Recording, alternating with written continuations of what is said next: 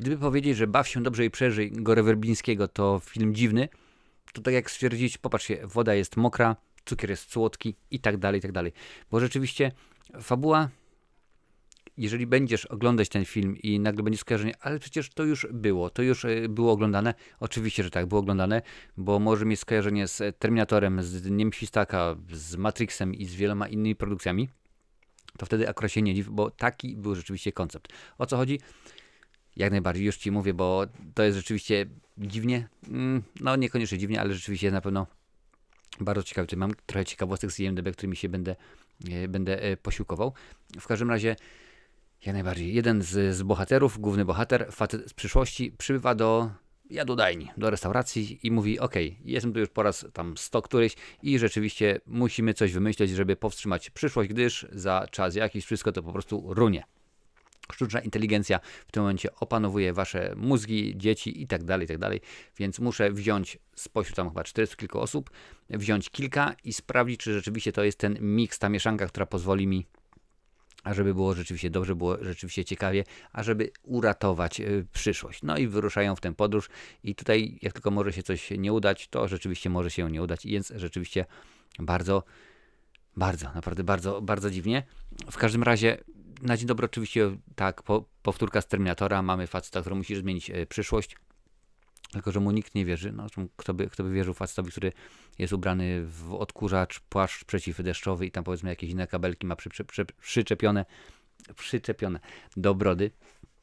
Więc rzeczywiście jakoś to nie wygląda najlepiej, ale jest dobrze, rzeczywiście jest dobrze. Jak na film o budżecie $20 milionów, to naprawdę wygląda cudownie. Zresztą na temat budżetu troszeczkę jeszcze za chwilę powiem. Podejście do tematu mi się bardzo spodobało, ponieważ filmów o podróży w czasie było bardzo dużo. Począwszy od wspomnianego Terminatora, przez powrót do przyszłości i tak dalej. Nawet Avengersi podróżowali w czasie, więc tego rzeczywiście było bardzo dużo, spora ilość. Ale akurat tutaj jest to coś, wiesz? Tutaj jest rzeczywiście to coś, co sprawia, że ta nasza przyszłość po raz wtóry jest utopijna. Przynajmniej ma być utopijna. Rzeczywiście, jeżeli popatrzymy na to, bo to jest pewnego rodzaju komentarz do tego, co się teraz dzieje ze sztuczną inteligencją, z telefonami i tak dalej, no to trzeba się rzeczywiście zgodzić, że może to wyglądać bardzo źle. Wiesz, nieraz jest taki mem, że ktoś tam polubisz na Twitterze i tam pojawia się zdjęcie tam Johna Connora czy Sary Connor, oni tylko obserwują ciebie, jak zaprzyjaźniasz się ze sztuczną inteligencją. No wiadomo, co później się wydarzyło ze Skynetem. Tutaj akurat też jest pewnego rodzaju Skynet, nie 1 do 1, no ale coś rzeczywiście, co opanowuje ludzkość, tak, dzieciaki, no bo wiadomo, że mówiłem, komentarz do współczesności, do tego, co się dzieje w Ameryce, jest cała ogromna niestety ilość strzelanin w szkołach. To jest rzeczywiście bardzo dużo. Kiedyś nawet czytałem, to już kilka lat temu, więc na pewno się zdezaktualizowało w pewien sposób, ale czytałem właśnie raport, że tam chyba w 2020 roku było w Ameryce 49 strzelanin w Ameryce w samym tym 2020 roku i w Kanadzie też było 49 strzelanin od 1938 roku. Więc to tylko i wyłącznie pokazuje skalę, a rzeczywiście powiedzmy zachowania, broń i tak dalej, jest podobna. Ale nie o tym. To na przykład jest taka sytuacja, że jak dzieciaki powiedzmy zostaną w tej strzelaninie szkolnej wysłane na łono Abrahama, no to potem możliwość jest ich sklonowania. I na przykład możesz sobie wybrać albo opcję premium, a jeżeli nie chcesz dopłacać za premium, wiadomo, jeżeli nie chcesz mieć YouTube premium, czy tam powiedzmy Netflixa bez reklam, to możesz sobie wziąć takiego dzieciaka, który będzie miał reklamy. I będzie tam powiedzmy raz na 24 godziny wrzucał ci reklamę na zasadzie, wiesz, proszę bardzo, tak, tylko i wyłącznie herbata Earl Grey, polecam, i w ogóle i dziękuję bardzo. No i to jest taki rzeczywiście znak naszych czasów, że te dzieciaki tam w tym filmie przynajmniej, bo jest podzielone na segmenty. Mamy kilku rzeczywiście, w jednym segmencie mamy 2 nauczycieli, gdzie te dzieciaki nie tylko i wyłącznie siedzą w telefonie i cały czas i w ogóle oczy i oglądają jedną aplikację i to się rzeczywiście dzieje w ten sposób. A w innej scenie dowiadujemy się, że te dzieciaki mogą być sklonowane i to wszystko to naprawdę sprawia, że jeżeli popatrzymy na tą naszą przyszłość, jeżeli to ewoluuje w tym kierunku, w którym powiedzmy ten film pokazuje, to może być rzeczywiście bardzo szaro, bardzo rzeczywiście niekoniecznie. Zresztą Gore Werbiński w tym filmie specjalnie wybrał sztuczną inteligencję w ten sposób. On tak to ją tutaj zaprojektował, jako emocjonalnie potrzebującego psychopatycznego dzieciaka, a nie jako zimny i wyrachowany, jak większość złoczyńców w tej dziedzinie, co odzwierciedla jego poglądy na temat sztucznej inteligencji jako substytutu prawdziwych ludzkich kontaktów i kreatywności.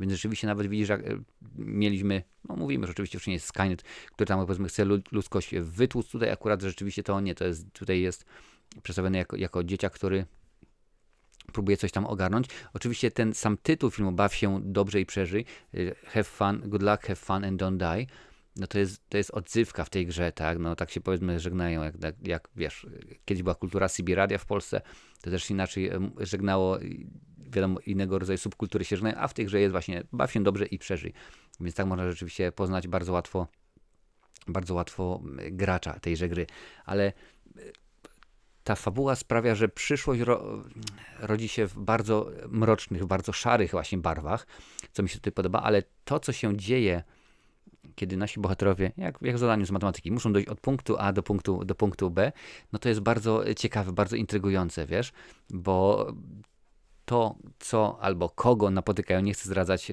wszystkich, aczkolwiek kotek był uroczy, muszę przyznać, bardzo rzeczywiście dziwny, ale uroczy był ten kotek. Nie to, co robił, ale akurat inna sytuacja. To, jakiego powiedzmy rodzaju bronią się posługują, gdzie tam powiedzmy w pewnej scenie jest niemalże jaka broń jakby zrobiona z klocków Lego, no, albo powiedzmy jakaś zabawka przerobiona, jakiś tam nerf gun, czy jakieś inne takie pierdoły, no to rzeczywiście wszystko sprawia, że czasami nawet najdziwniejsze rzeczy mogą być przydatne rzeczywiście w pokonaniu tego, co byśmy rzeczywiście chcieli. Samo zakończenie też nie napawa optymizmem. Nie powiem, jakie jest, ale rzeczywiście nie napawa optymizmem i no, to nie jest nagle tak, że zrobili w ten sposób, bo wiadomo, że chcą nakręcić 2, chcą nakręcić 3 i 4. No akurat przy okazji filmów fabularnych, aktorskich Gore Werbińskiego to niekoniecznie rzeczywiście się sprawi, bo film miał już jakiś czas temu swoją premierę. Mówiłem wcześniej, budżet to było 20 milionów, a zarobił zaledwie 9. Więc jak łatwo pomyśleć, biorąc pod uwagę, że wydatki na reklamę i marketing nie są uwzględniane w budżecie, no to film stracił powiedzmy 11 tutaj, czyli jakieś 15-16 milionów. Może coś odrobi na platformach streamingowych albo tam na DVD czy na Blu-rayu, ale akurat nie spodziewałbym się, żeby to nagle się okazało, że film zrobi nie wiadomo jaką kasę. Niestety, rzeczywiście nie tym razem.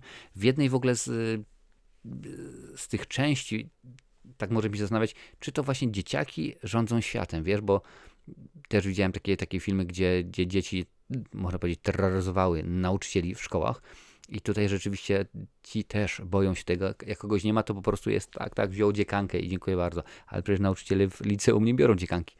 Nie biorą, oczywiście muszą brać, zapytamy dyrektora, ale przecież nie możemy, bo dyrektor wziął dziekankę i tak dalej, i tak dalej.